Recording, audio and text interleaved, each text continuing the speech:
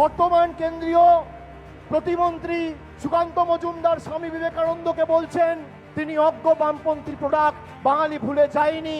দেশের প্রধানমন্ত্রী তিনি সাহিত্য সম্রাট বঙ্কিমচন্দ্র চট্টোপাধ্যায়কে বলছে বঙ্কিম দা। দেশের স্বরাষ্ট্রমন্ত্রী অমিত শাহ তিনি রবীন্দ্রনাথ ঠাকুরকে বলছে রবীন্দ্রনাথ সান্যাল, বাঙালি ভুলবে না।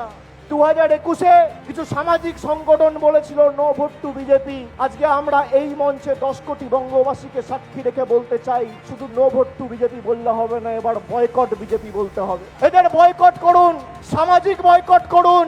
বিজেপি 172 জনের প্রাণ নিয়েছে। আমাদের সুনিশ্চিত করতে হবে বাংলার মধ্যে 172টা বুথেও যেন এদের কোনো অস্তিত্ব না থাকে। আমি নো ভোট টু বিজেপি এবার খালি বলছি না, আমি সে কারণে বলছি বয়কট বিজেপি। যে নির্বাচন কমিশনের মাথার উপর এক বঙ্গ সন্তান বসেছিল, আজকে সেই নির্বাচন কমিশনকে ব্যবহার করে বাঙালির মৌলিক অধিকার কেড়ে নেওয়া, এই ষড়যন্ত্র জবাব বাংলার মানুষ দেবে।